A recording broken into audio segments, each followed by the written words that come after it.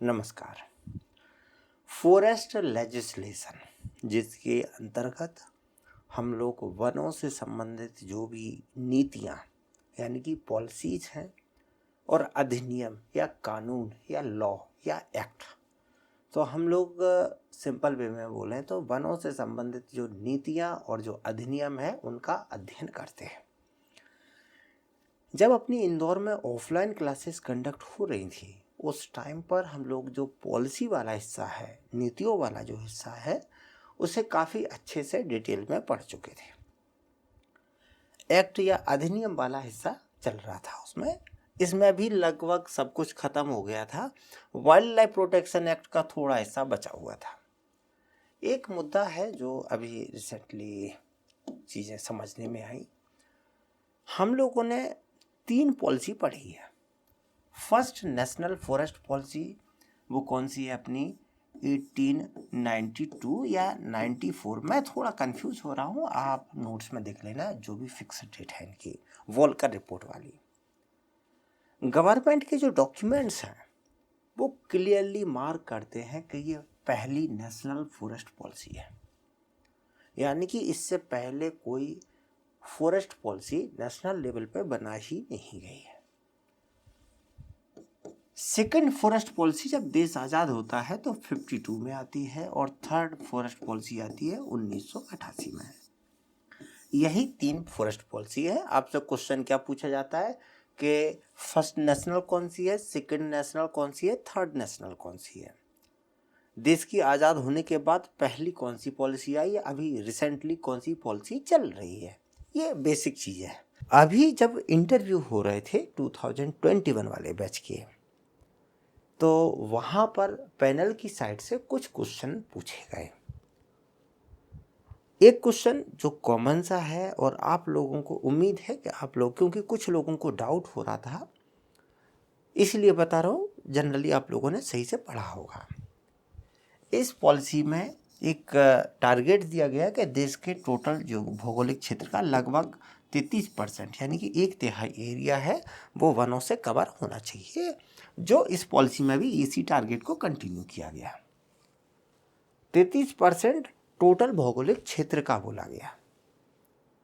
अब अपना कुछ पहाड़ी है, कुछ प्लेन में, तो यहाँ पर 52 की पॉलिसी में ये बोला गया था कि जो प्लेन एरिया है उनमें प्लेन में 20% का टारगेट दिया गया और पहाड़ी क्षेत्रों में 60% का कॉन्सेप्ट दिया गया कि जो पहाड़ी क्षेत्र है उनकी जो भौगोलिक संरचना ऐसी है कि वो सेंसिटिव बहुत है अपरदन, मृदा अपरदन के, तो उनका टोटल भौगोलिक क्षेत्र कम से कम 60% वनों से आच्छादित होना चाहिए। और प्लेन वाले जो एरिया है, क्योंकि फूड सप्लाई करते हैं, तो अगर आप पूरे में वन करने का टारगेट करोगे तो चीज़ें नहीं है, संभव नहीं है। तो प्लेन एरिया के लिए बोला गया कि प्लेन में कम से कम 20% एरिया, देश का जो टोटल भौगोलिक क्षेत्र है उसमें कुछ क्षेत्र ऐसे हैं जो हिली है, हिली राज्य है, हिली एरिया है, जैसे एमपी में अपने सतपुड़ा वाले हैं, वेस्टर्न घाट है महाराष्ट्र के, या राजस्थान में अरावली, तो पहाड़ी क्षेत्र है और प्लेन है। तो अगर देश के टोटल भौगोलिक क्षेत्र को देखा जाए और उसे 2 हिस्सों में बांट लिया जाए कि प्लेन और पहाड़ी, तो पहाड़ियों पर अगर 60% का टारगेट लेके चलें और इन पे प्लेन में 20 का, तो लगभग हम लोग पूरे देश को एक तिहाई 1/3 का फॉरेस्ट कवर कर लेंगे।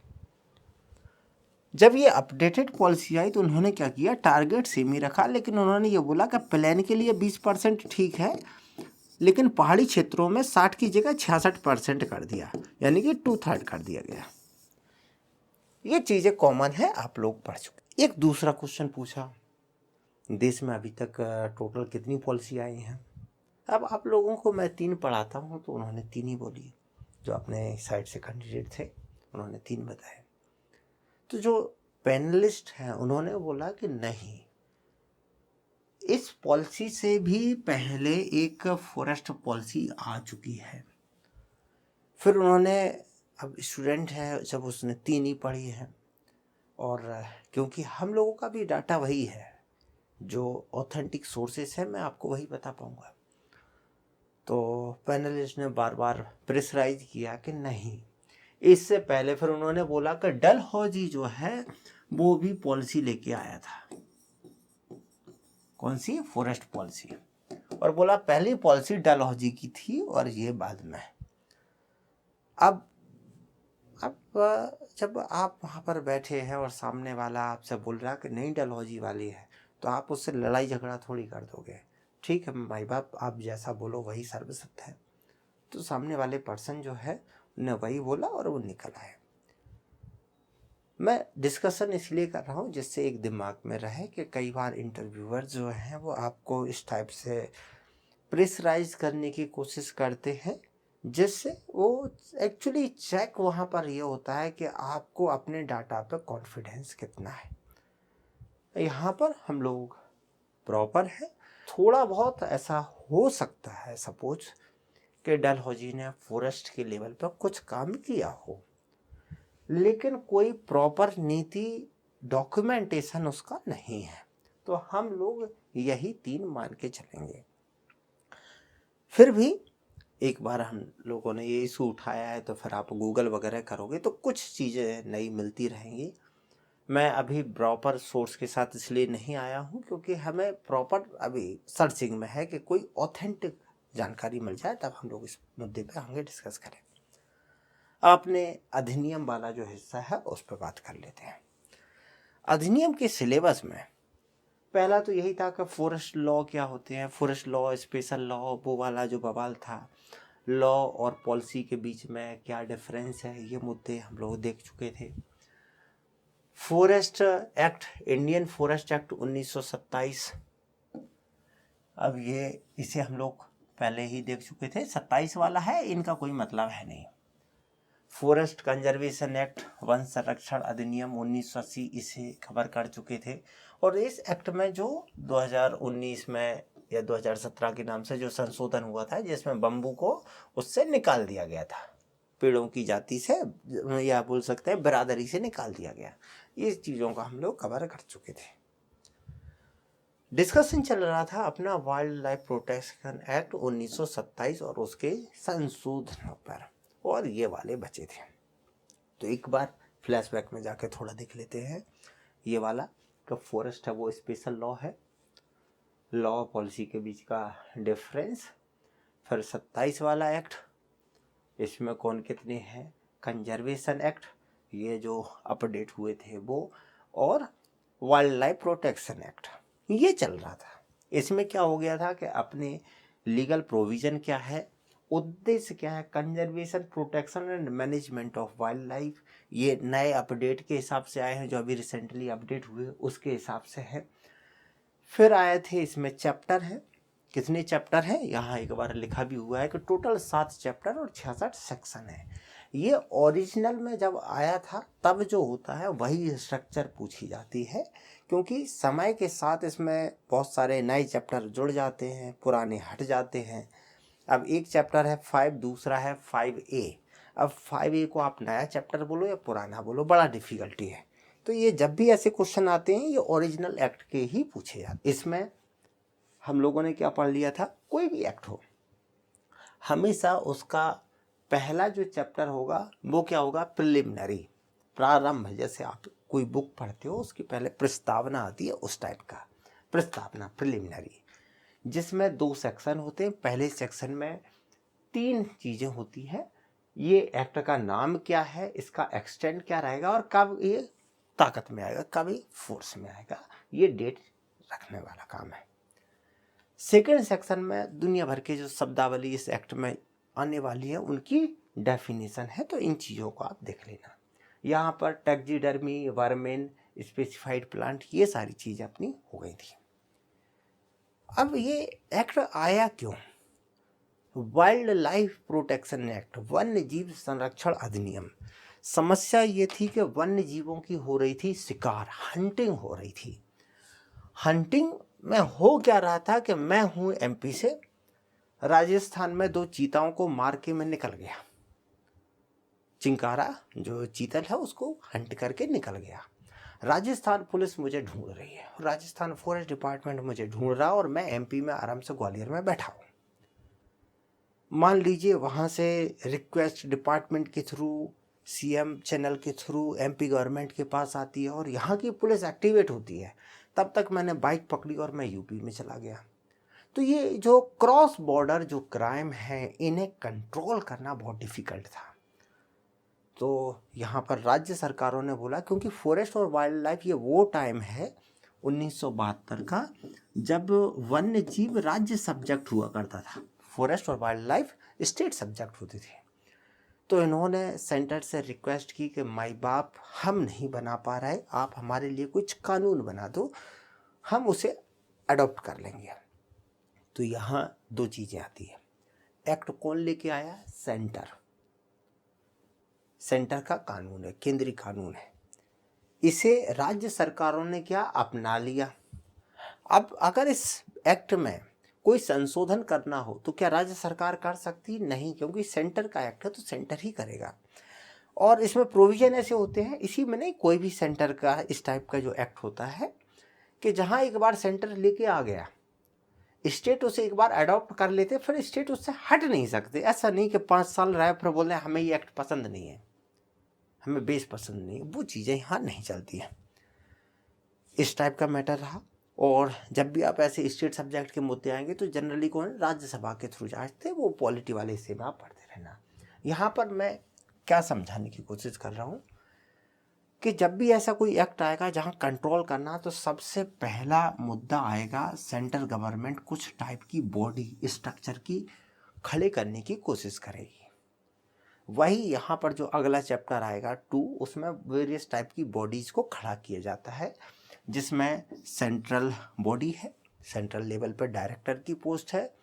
फिर स्टेट लेवल के लिए इन्होंने wild life warden, chief wild life warden, honorary, उन सब की चीज़ें लेके आए। फिर national wild life board, state wild life board, यानी कि यहाँ पर ये क्या करते हैं, विभिन्न प्रकार की जो संगठन है उनका गठन करते हैं। तीसरा चैप्टर सीधा है, जैसे ही इनका गठन कर दिया, अब अपना मेन टारगेट है हंटिंग। तो हमें हाल ही हंटिंग, ये चैप्टर 2 रहेगा, क्योंकि चैप्टर 1 तो प्रिलिमिनरी है। चैप्टर 3 सीधी ये जो हंटिंग है उसे रोकना है। तो हाल पूरा जो चैप्टर 3 है वो हंटिंग से संबंधित है, जहाँ हमें हंटिंग को रोकना है। अब हंटिंग रोक दी तो ये जानवर रहेंगे कहाँ? हंटिंग शिकार बंद कर दिए तो हमें इनके लिए आरामगाह, अच्छी जगह बनानी है। तो चौथा जो चैप्टर है उसमें हम लोग लेके आए नेशनल पार्क और वाइल्ड लाइफ सेंचुरी का कॉन्सेप्ट। तो चैप्टर 4 के अंडर है नेशनल पार्क और वाइल्ड लाइफ सेंचुरी। अब इस ड्यूरेशन में कुछ नए चैप्टर अपने ऐड हुए हैं। एनिमल की हंटिंग है, तो जंगल से बहुत सारे पेड़ पौधे अवैध रूप से निकाले जाते थे, तो हम लोगों ने 3A के नाम से एक प्लांट्स का भी एक चैप्टर यहाँ ऐड कर दिया। नेशनल पार्क और वाइल्ड लाइफ 4 के अंडर थे। इसके अलावा यहाँ पर 5वें में 4 के अंडर ये थे, कुछ चैप्टर इसमें और आ गए। यहाँ 3 चीज़ें और जुड़ गई। जो जू है, central zoo authority, central zoo authority, ये 4A में ये जोड़ दिया गया नए चैप्टर। NTCA ये 4B में जोड़ दिया गया। तीसरा है central crime control bureau, wild life crime control bureau, WCCB, ये C में 4C, 4A 4B 4C, ऐसे 3 चैप्टर और जोड़ दिए गए। आप यहाँ चैप्टरों पर ध्यान दो, क्योंकि किस चैप्टर का क्या नाम है पूरे क्वेश्चन अपने वही निकलेंगे। पहला है प्रिलिमिनरी। सेकंड में क्या किया हमने, बॉडियों का गठन किया, वेरियस टाइप की बॉडीज बनाई। तीसरे चैप्टर के अंदर हमने क्या किया, हंटिंग, उसको रोका। सबसे पहले जिंदा रहेंगे तब कुछ काम कर पाओगे। तो सीधा बनते ही तीसरे में हम लोगों ने इनकी शिकार जो है हंटिंग, उसे रोकी। अब हंटिंग रोकने के बाद अब इन्हें कहाँ रखा जाए, तो हम लोगों ने चौथे में इनके लिए नेशनल पार्क और वाइल्ड लाइफ सेंचुरी वाला मुद्दा लेके आए। यहाँ हंटिंग थी, जानवरों की हंटिंग हो रही है, मेडिसिनल प्लांट है, इनकी अवैध उत्खनन होता है, अवैध खनन है या एक्सप्लॉयटेशन। तो यहाँ पर 3A करके प्लांट्स जुड़े हैं। ये उनकी आरामगाह है, यानी कि उनके संरक्षण के लिए बनाई गई है, प्रोटेक्शन। तो यहाँ पर 4A संरक्षण कहाँ दे रहा है? चिड़ियाघर में, तो central zoo authority. 4B NTCA tiger, NTCA, और 4C wild life crime control bureau, police बना दी जिससे इनके कंट्रोल किया जा सके। ये 4 के अंडर रहा।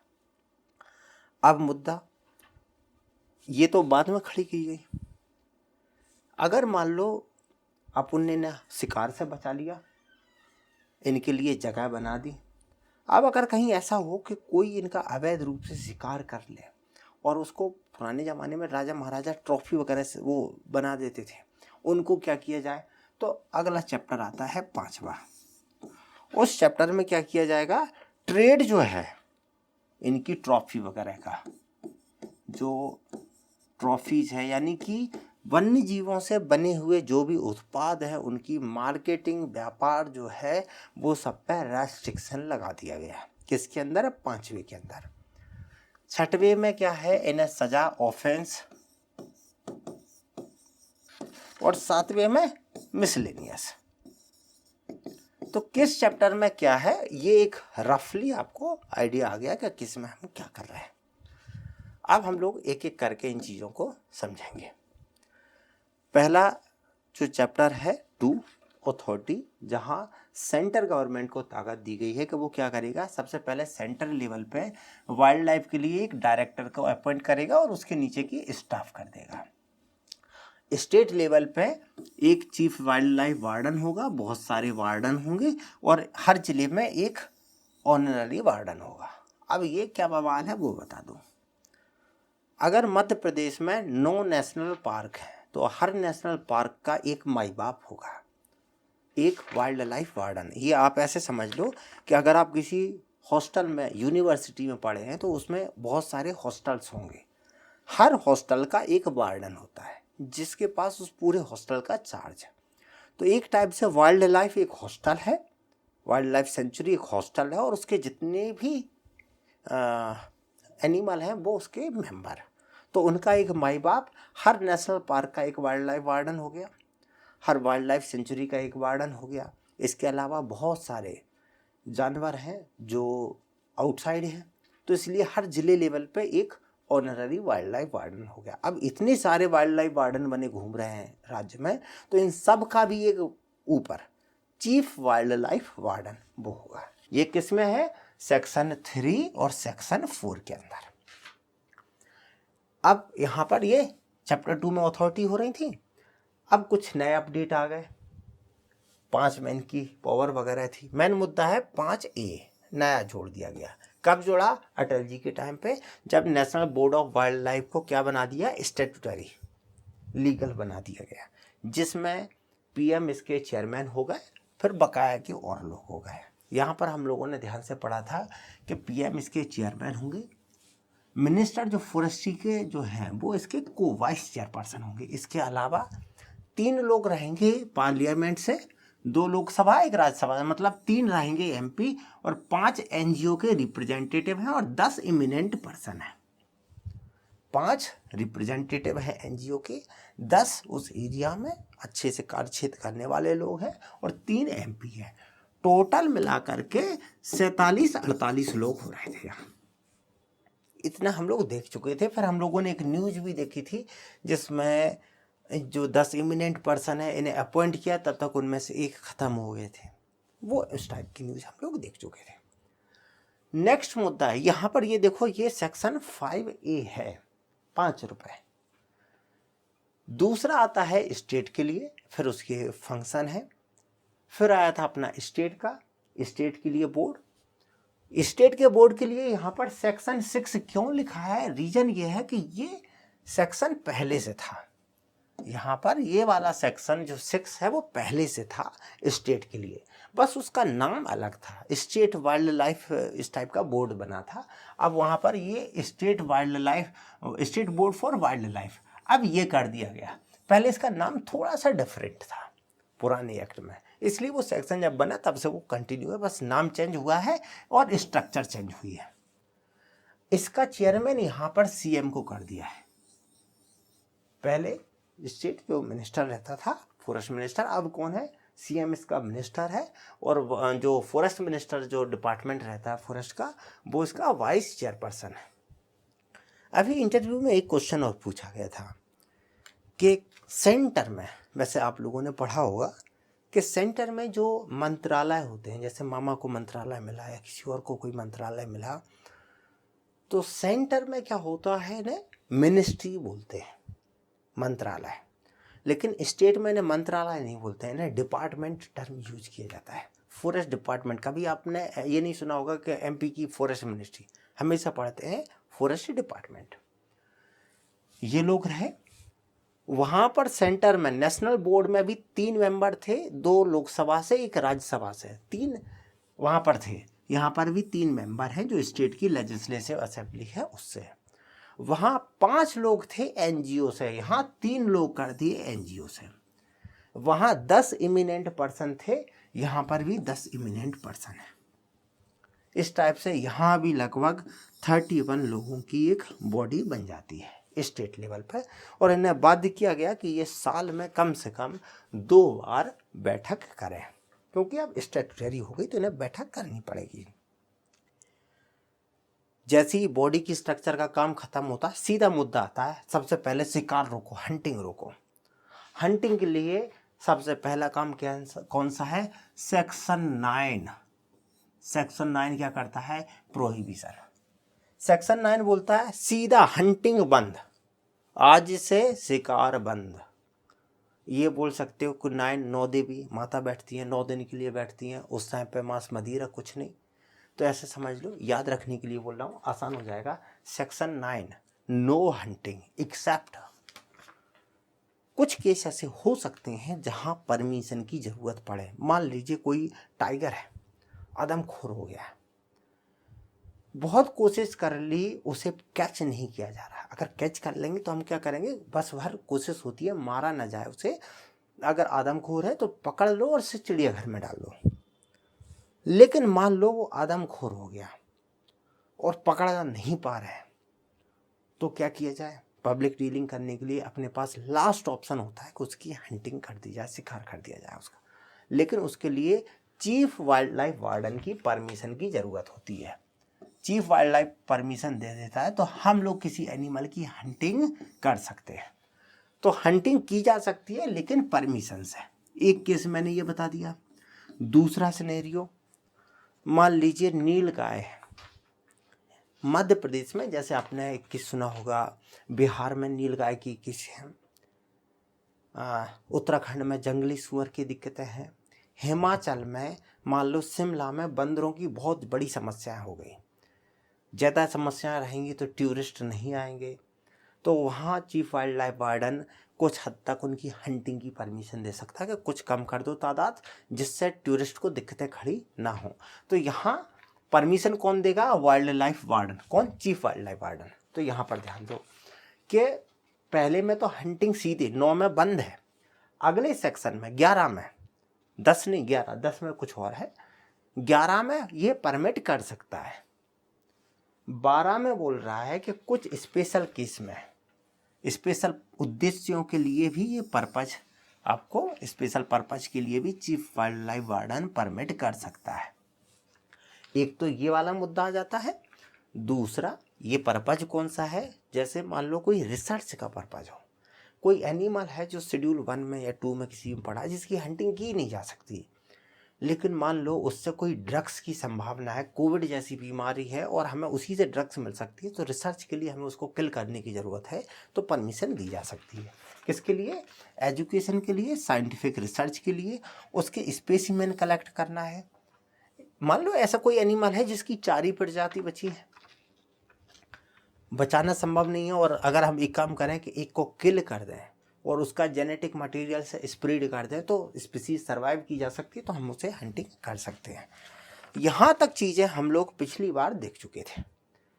अब उससे आगे का चीज़, नेक्स्ट मुद्दा अपने लिए आएगा, इसमें एनिमल वाला पार्ट जुड़ा था, अब पार्ट आता है प्लांट का, स्पेसिफिक प्लांट का 3A। ये हम लोगों ने 1991 में जोड़ा, क्योंकि स्टार्टिंग में उद्देश्य जो अपने थे वो थे केवल जानवर। बाद में समझ में आया कि बहुत सारे एनिमल्स का अवैध रूप से निकाले जा रहे हैं, जैसे कि कनी ट्राइब का जो हम लोगों ने सुना था, पढ़ा था। आप जंगल से अवैध रूप से ज़रूरत से ज़्यादा औषधि पेड़ पौधों को निकाल रहा है, तो बहुत सारे प्लांट्स पर क्या थ्रेट आ गया। तो यहाँ पर हम लोगों ने सीधा रोक दिया। क्या रोक दिया कि आप कोई भी प्लांट की, जैसे एनिमल की हंटिंग नहीं कर सकते, सिमिलरली अंडर सेक्शन 17A आप किसी भी प्लांट को जंगल से निकाल ही नहीं सकते। मतलब उसकी वहां से अपरूट करना, उखाड़ना सीधा सीधा मना कर दिया गया। दूसरा बी कि भाई ये परमिट कर सकता है chief wild life warden in case, जैसे उसके कंडीशन वैसी इसकी, बस फर्क इतना हो गया कि वहां वन्य जीव थे। यहां देखो 1 2 3 9 11 12, 9 याद रहेगा। 9 देवी नॉनवेज खाते नहीं है, मतलब हंटिंग बंद कर दी। सेम यहां पर आएगा प्लांट का, प्लांट में भी 17A B और C, इसमें हम परमिट ही नहीं करेंगे। मतलब पिकिंग या अपरूटिंग, उसे उखाड़ देना, उसे वहां से पिकिंग कर लेना, ये सारी चीजें बंद कर दी। 20 में ये वाइल्ड लाइफ वार्डन परमिट कर सकता है इन केस अगर कुछ दिक्कतें हों, जैसे एजुकेशन रिसर्च, इन सब के लिए। तीसरा मुद्दा है लाइसेंस दे सकता है। लाइसेंस कल्टीवेशन के लिए, मान लीजिए कोई ऐसी एक मेडिसिनल प्लांट है जो हिमालयन रीजन में उगती थी, अब उसको लाइसेंस, अब उसे प्रोहिबिट कर दिया गया है क्योंकि उसकी बची कम थी। लेकिन अगर चीफ वाइल्ड लाइफ वार्डन चाहे तो उसके उत्पादन की तुम्हें परमिशन दे सकती है, जिससे आप आर्टिफिशियल कंडीशन में उसका कल्टीवेशन कर सको। मतलब जंगल की जगह आप अपने खेतों पर उगा रहे हो उस पेड़ पौधे को या औषधि को। याद रहे तो इसलिए मैंने ये पिक्चर डाल दी। जैसे मुद्दा आ जाए, अपन भांग ले लो, गांजा ले लो, एक टाइप से प्लांट है। आपने जो जंगली गांजा है सीधा उसकी रोक दिया, जंगली गांजा उसका जंगल से उखाड़ना रोक दिया, क्योंकि गांजा पीने के बाद क्या होता है, गाना गाते हैं, तू 16 बरस की मैं 17 बरस का, बकाय का पूरा गाना याद आ जाएगा आप लोगों को। अब यहाँ पर वो 16-17 बरस के जो चल रहा है, तो बड़ा कौन है, 17 बरस वाला है। इन दोनों को सीधा बोल दिया गया, भाई साहब जंगल में जा कर के ना, क्योंकि गाने में भी जंगल में घूमते रहते हैं, यही जो गांजा ये खा खा करके इनने जो पेड़ की कमी कर दी थी, इसलिए यहाँ 17 में ही रोक दिया गया। 17A उगाया जा सकता है गांजा लाइसेंस लेकर के, 17C के अंदर। 17B में कुछ परमिशन है। तो 17A आपको याद रहेगा, 16 बरस 17 बरस से, कि ये लोग जंगल में जाते थे, गांजा खा जाते थे, गांजे की कमी हो गई, इसलिए 17 के नाम से गवर्नमेंट ने 17A लगा के सेक्शन काम कर दिया। यहाँ पर एक क्वेश्चन है, protection of specified plant is mention under section, कौन सा है, प्लांट्स को 17 के अंडर। नेक्स्ट चैप्टर आता है अपना 4, प्रोटेक्टेड एरिया। सबसे मेन मुद्दा है, हंटिंग या प्लांट की अपरूटिंग रोक दी, अब अपन को national park wild life sanctuary बनानी है। यहाँ चीज़ें ध्यान से दो। सबसे पहले सेक्शन आता है 18, सेक्शन 18 याद रखो। स्टेट गवर्नमेंट सबसे पहले बनाती है सेंचुरी। सेंचुरी एक ब्रॉड एरिया है, जहाँ पर किसी एरिया में स्टेट गवर्नमेंट को लग रहा है कि यहाँ पर वन्य जीवों को संरक्षण की ज़रूरत है, और जनरली उसका एरिया जो है ज़्यादातर सरकारी होता है। सरकार उसे सबसे पहले इंटेंशन निकालती है, डिक्लेरेशन ऑफ इंटेंशन। सबसे पहले वो एक इंटेंशन होती है कि राज्य सरकार चाहती है कि इस एरिया को अगले 5 साल में या जल्द ही इस एरिया को वन्य जीव अभयारण्य के रूप में घोषित कर दिया जाए, या किया जाना है, या ऐसे समझ लो कि राज्य सरकार इस एरिया को वन्य जीव अभयारण्य के रूप में घोषित करना चाहती है, बना रही है। इस टाइप से उनने इंटेंशन जो है वो डिक्लेयर कर दिया। इस इंटेंशन के साथ राज्य सरकार एक आदमी को अपॉइंट करेगी, जिसे हम लोग बोल सकते हैं कि डिस्ट्रिक्ट जो कलेक्टर है उसी को इन्हें अपॉइंट कर दिया। क्यों किया कलेक्टर को? क्योंकि कलेक्टर जो है रेवेन्यू डिपार्टमेंट का हेड है डिस्ट्रिक्ट लेवल पे। अब इस सेंचुरी के अंडर जिस जिस आदमी की ज़मीन पड़ रही होगी वो बोलेगा भाई हमारी ज़मीन तुम्हारी तो है नहीं, हमारी तो प्राइवेट प्रॉपर्टी है। तो वो कलेक्टर को अपना आदेश देगा, अगले एक टाइम फ्रेम दिया जाएगा जिसमें जो कलेक्टर है इन सब के जो भी इशू हैं उन सब को हैंडल करेगा। किसी को जैसे मुआवजा देना होगा उसे मुआवजा देगा। मान लो किसी की ज़मीन पड़ी रही है अंदर, वो नहीं हटना चाहता तो उसे ग्रांट दे देगा, परमिशन दे देगा कि भाई ये जंगल में रह सकता है, वहाँ पर इसका आने जाने की परमिशन से रहेगी। तो इस टाइप से जिसके भी जो इशू है उसे ये हैंडल करेगा विद इन टाइम फ्रेम। इसके बाद जैसे ही ये मैटर सुलट गया और कलेक्टर ऊपर ये अपडेट कर दे कि यहाँ के मामले सुलट गए हैं, अब आप डिक्लेयर कर सकते हो। तो नेक्स्ट सेक्शन है 26A। इसके अंतर्गत स्टेट गवर्नमेंट डिक्लेयर करती है किसी भी एरिया को एज ए सेंचुरी। अब ध्यान रखो, यहाँ पर इंटेंशन होता है, उसका डिक्लेरेशन होता है कि हमें सेंचुरी बनाने जा रहे हैं या बनाएंगे 18 में। डिक्लेयर एक्चुअली 26A के अंतर्गत है। दुख ये है कि मेरा एक क्वेश्चन गलत हुआ था, इसलिए मैं ये आपको सही से बता रहा हूँ।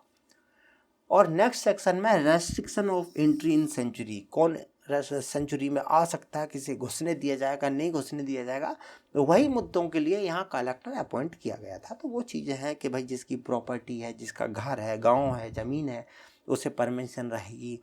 नेशनल पार्क जा रहा है तो भाई नेशनल पार्क से आप निकल सकते हो, इसका मतलब ये नहीं कि आप रोड से उतर के जंगल में सफारी करने चले जाओ, वो परमिशन नहीं रहेगी। बहुत सारी चीज़ें यहाँ ट्रेस पासिंग की कंडीशन रहती है। इससे जुड़े हुए ये क्वेश्चन है कि वाइल्ड लाइफ सेंचुरी के लिए कौन निकालेगा, स्टेट गवर्नमेंट। और sanctuary in area is declare under section, किस सेक्शन के अंडर जो है डिक्लेयर किया जाता है? 18(1) या 18A, एक ही बात हुई। फिर उसी से ग्रांट टू परमिट, ये चीज़ें चलती रहेंगी। एक मुद्दा आएगा लाइव स्टॉक को इम्यूनाइजेशन की, क्योंकि जंगल में जो गांव हैं इनके लोग अपने डोमेस्टिक एनिमल है जंगल में चराने जाएंगे, वहाँ पर वाइल्ड लाइफ के साथ ये कांटेक्ट में आ जाते हैं, इनके जानवर उनके जानवरों से मिक्स होते हैं, हो सकता है उनकी बीमारियाँ इनमें लग जाएं। जंगल वैसे ही बीमारियों की एक टाइप से घर है, जो भी जंगल में जाए वो जंगल पचा खपा जाता है, तो उनकी बीमारियाँ इधर चली जाएँ या इनकी उधर चली जाए, तबाही मचेगी। तो क्या करो, जितने भी जंगली जानवर हैं उन्हें जंगल की जो खतरनाक बीमारियां उनसे बचाओ। तो इन्हें सबको इम्यूनाइजेशन, इन्हें क्या टीकाकरण करवाया जाता है। किस रेंज में? 5 किलोमीटर की रेडियस में जितने भी जानवर होंगे उनका इम्यूनाइजेशन, टीकाकरण किया जाएगा। और इसकी रिस्पॉन्सिबिलिटी किसकी है? चीफ वाइल्ड लाइफ वार्डन, इसकी रिस्पॉन्सिबिलिटी है। क्योंकि नीचे का हो सकता है नीचे वाले ने ध्यान से काम नहीं किया तो सबसे सुप्रीम अथॉरिटी को पकड़ा दिया, इसलिए तुम्हारी रिस्पॉन्सिबिलिटी, तुम्हारा बिल कटेगा अगर नहीं हुआ। ये रहा। फिर इसके आगे वही चीज़ें चलती रहेंगी। नेक्स्ट मुद्दा आएगा सेक्शन 35।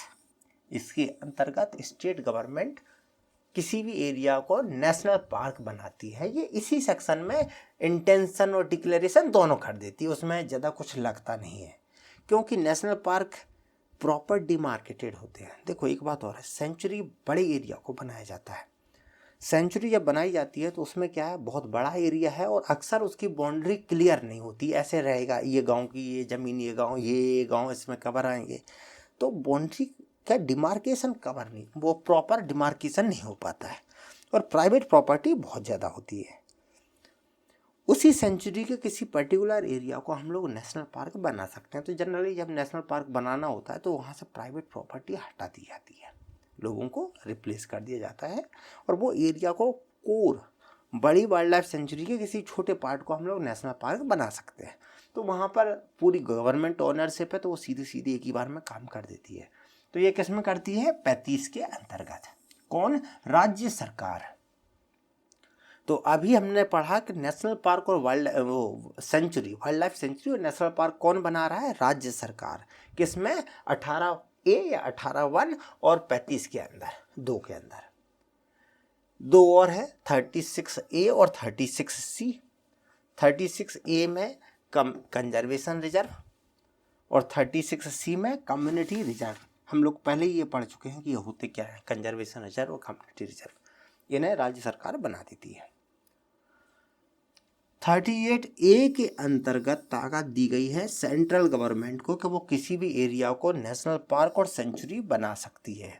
इसमें वो सीधा बोल देती है, वही होता है, बोल दिया इसको हम सेंचुरी डिक्लेयर कर रहा है, मतलब कर रहा है। इनके लिए बहुत लंबे चौड़े नहीं है कि ये इंटेंशन निकालेंगे, ये कर होना है, खत्म काम। तो एक ही अधिनियम में, एक ही सेक्शन में, अधिनियम नहीं, एक टाइप से सेक्शन बोलते हैं, हिंदी तो मुझे भी इसका याद नहीं है। अधिनियम होता है संविधान में, और यहाँ सेक्शन ही टर्म यूज करते हैं। इंग्लिश में कुछ और है इसके लिए शब्द, सॉरी हिंदी में कुछ और शब्द है इसके लिए। अधिनियम मतलब वहाँ पर होता है आर्टिकल, यहाँ सेक्शन शब्द यूज किया जाता है। इसके अलावा अपना आएगा next chapter 4A central zoo authority. कब जोड़ा गया? 91 में। उस टाइम के जो चिड़ियाघरों की दिक्कतें थी उनका, हम लोग इसे सेंट्रल जू अथॉरिटी को पहले भी एक बार डिस्कस कर चुके हैं स्टार्टिंग में ही। इसमें सेंट्रल गवर्नमेंट ने इसे अपॉइंट किया। सेंट्रल जू अथॉरिटी का हेड कौन है रहेगा? ये। इसके अलावा और 3 साल का कार्यकाल है, इसके ये फंक्शन वगैरह जुड़े हुए हैं। बस बॉडी ध्यान रखो। मेन मुद्दा कौन सी सेक्शन में है।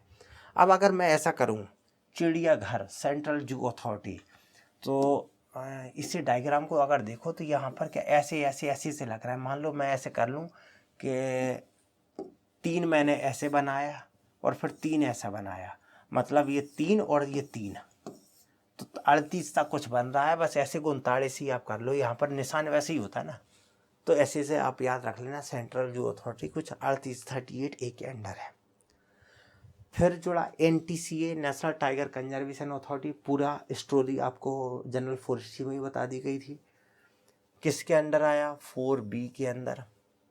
अब यहाँ कुछ सेक्शन है जिन्हें याद रखने की हमें ज़रूरत पड़ती है। जैसे पहला सेक्शन आता है इसका 38K। कौन सा? 38K। के मतलब किंग। 38K में ये बोला जाता है कि टाइगर रिजर्व कौन होंगे, क्या होंगे। तो टाइगर रिजर्व को परिभाषित किया गया और इनकी परिभाषा में बोला गया है कि टाइगर रिजर्व का मतलब वो एरिया है जिन्हें हमने 38V के अंदर डिक्लेयर कर दिया टाइगर रिजर्व, उन्हें हम टाइगर रिजर्व, यानी कि वो एरिया जिन्हें इसके अंतर्गत घोषित किया गया है वो टाइगर रिजर्व कहलाए जाएंगे। यानी कि वाइल्ड लाइफ प्रोटेक्शन एक्ट के अंतर्गत नेशनल पार्क बनाए जाते हैं, वाइल्ड लाइफ सेंचुरी बनाई जाती हैं और टाइगर रिजर्व बनाए जाते हैं। बायोस्फीयर रिजर्व वो इसके अंतर्गत नहीं आते हैं, वो किसी भी अधिनियम के अंतर्गत नहीं आते हैं। वो एक बेसिक कॉन्सेप्ट है। NTCA का चेयरमैन कौन होगा? सीधा मिनिस्टर ऑफ फॉरेस्ट, वो इसका चेयरमैन है। बकाए के लोग हैं, चलते रहेंगे। इसका भी कार्यकाल 3 साल है और सबसे ऊपर की बॉडी है। कुछ चीज़ें याद रहे उसके लिए क्या है, K4 किंग याद रहेगा। केस टाइगर रिजर्व की डेफिनेशन दी है इसमें 38K में। ओ पावर, ओ तो पावर में ओ है, तो 38O है, वो उसकी NTCA की पावर से संबंधित है। और मेन मुद्दा है कि किसके अंडर टाइगर रिजर्व डिक्लेयर किया जाता है। कहीं डिक्लेयर कर दिया जाए टाइगर रिजर्व तो टाइगर क्या बोलेगा? वाह विक्ट्री, मेरा नया एरिया बन गया। तो V मतलब याद रखना 38V, जिसके अंतर्गत स्टेट गवर्नमेंट क्या करती है? टाइगर रिजर्व बना देती है। किसकी परमिशन से या किसके सजेशन से? परमिशन नहीं, स्टेट गवर्नमेंट को परमिशन की जरूरत नहीं है। NTCA national tiger conservation authority वो राज्य सरकार को सजेशन करती है कि माई बाप ये अच्छा है, आप इसे टाइगर रिजर्व घोषित कर दो, और राज्य सरकार उसे घोषित करती है। यहाँ मैं सेंटर की नहीं बात कर रहा हूँ, सेंटर का कोई प्रोविजन नहीं है इसमें। State government tiger reserve declare कर देती है। और कौन करेगी? State government. किसे? Tiger reserve. किससे? NTCA उसे प्रपोज करती है। किसके अंडर? 38V के अंदर। नेक्स्ट प्रोविजन आता है wild life crime control bureau का, 4C। आप बस इतना याद रखो, क्राइम कंट्रोल ब्यूरो किस में है, 4C, सेक्शन कौन सा है, Y, wildlife crime control bureau. 5 में है ट्रेड ऑफ कॉमर्स, 5A में प्रोविजन ऑफ ट्रेड और कॉमर्स, किसका, इनकी जो ट्रॉफी वगैरह है, एनिमल से जुड़े हुए आर्टिकल है, उनसे रिलेटेड है। इसके अंदर कोई रख नहीं सकता और इसमें वो उनकी व्यापार करना मना कर दिया। 5B में अभी सेक्शन जोड़ा गया है 5B रिसेंटली। इसके अंदर क्या है कि जो साइट था, कन्वेंशन ऑन ट्रेड वाइल्ड फोनेफ, CITES, साइट्स की जो लिस्ट हुआ करती थी अनेक्स 1 और अनेक्स 2, उसका कोई सिस्टम नहीं था अपने पास। अब हम लोगों ने इसमें लीगली डाल दिया गया है कि साइट के जो है उनके, इसमें वो साइट वाला मुद्दा यहाँ 5B में हैंडल होगा। आप इतना याद रखो कि साइट को हम लोग 5B से जोड़ दिया है। 6 चैप्टर जो है प्रिवेंशन एंड प्रिवेंशन, ये ऑफेंस रिलेटेड है, चैप्टर 6। इसे ऐसे समझ लो कि अगर किसी ने कोई क्राइम कर दिया तो फॉरेस्ट डिपार्टमेंट उसे खदेड़ के उसके छक्के छुड़ा देता है। छक्के छुड़ा देना मतलब 6, ठीक है।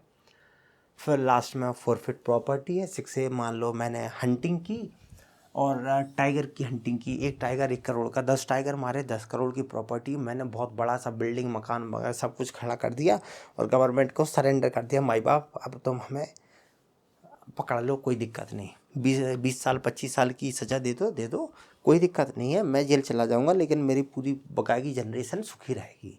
तो ऐसा ना हो तो गवर्नमेंट क्या करेगी, योगी बाबा की तरह बुलडोजर लेके जाएगी और प्रॉपर्टी भी खचोल ले जाएगी। तो फॉरफिट ऑफ प्रॉपर्टी जो है वो यहाँ जुड़ी हुई है। 7वां चैप्टर है मिसलेनियस, जिसमें फिर कुछ अदर चीज़ें जुड़ी हुई है। नेक्स्ट मुद्दा आता है इसके शेड्यूल का। यहाँ 4 शेड्यूल है, शेड्यूल 1, 2, 3, 4। पहले 6 हुआ करते थे, अब शेड्यूलों को एडजस्ट कर दिया गया है अभी रिसेंटली। 4 शेड्यूल बना गए हैं। पहला शेड्यूल में अब यहाँ पर वो प्लांट एनिमल वो सारी चीज़ें ज़्यादा नहीं रही हैं, प्लांट को पटक दिया गया है 3rd शेड्यूल में। चौथे फर्स्ट सेकंड में अपने एनिमल ही है, इसमें भी बहुत सारे जैसे मैमल्स, बर्ड्स, रेप्टाइल्स, एम्फीबी, ऐसे सब कुछ डाल दिया गया उसमें, फर्स्ट और सेकंड। 3rd में प्लांट है। चौथे में जो साइट के जो शेड्यूल्स आएंगे वो डाल दिए गए। तो साइट वाला मुद्दा इसमें आएगा। स्पेसिफिक प्लांट अब 3rd शेड्यूल में आते हैं और ये हटा दिए गए, वर्मिन वाला शब्द ही गायब कर दिया गया यार। पुराने में 5वें में था, अब नहीं है। तो एक बार रट्टा मार लेना, क्या पता उन लोगों ने अपडेट ना हुए हों, तो पुराने में था अब नहीं है। प्लांट्स अब नए वाले में 3रे के अंडर है। यहाँ अपना आगे वाइल्ड लाइफ प्रोटेक्शन एक्ट जो है वो कंप्लीट हो जाता है। नेक्स्ट एक्ट, जो अगला एक्ट है वो है अपना फॉरेस्ट ड्वेलर्स एक्ट 2006। इसमें यही देखना है कब ये इनेक्ट हुआ, कब आया। वन फॉरेस्ट ड्वेलर एक्ट या वन अधिकार अधिनियम, वही चीज़ें इसमें रहेंगी, जिसमें इसका प्रॉपर नाम है scheduled tribe and other traditional forest dweller act. इसका बेसिक चीज़ें वही हैं। अपने काम का क्या है, इस अधिकार अधिनियम में कुछ एक कट ऑफ डेट है कि किसको ये अधिकार दिया जाएगा, किसे नहीं। तो एक तो ये है 13 दिसंबर 2005। इसमें है क्या, एक्चुअल कॉन्सेप्ट ये है, मेन मुद्दा होता है 1 ग्राम फॉरेस्ट विलेज का। फॉरेस्ट डिपार्टमेंट ने क्या किया, बिहार से 20 लोगों को लेके आए और अभी कूनों में बसा दिया, जिससे वो प्रोजेक्ट में काम आ पाए। उनकी आगे की 10 जनरेशन वही जंगल में रह गई। वो गांव का हो गया 1 ग्राम। प्रॉपर्टी किसकी है, फॉरेस्ट डिपार्टमेंट की, उस पर गांव बसा हुआ है। तो उन गांव के लोगों को कोई अधिकार नहीं है। आसपास की ज़मीन उन्होंने साफ करके खेती बाड़ी कर रहे हैं, वो कब्जे में आई और खेती बाड़ी कर रहे हैं, वर्षों से करते आ रहा है। उस पर उनका कोई अधिकार क्षेत्र नहीं है, उसे वो बेच नहीं सकते, उसे मतलब एक दूसरे को ट्रांसफ़र करने में दिक्कत है। तो इस अधिनियम के थ्रू क्या कर दिया गया कि उनको यह अधिकार दे दिया गया कि वो ज़मीन अब उनकी है।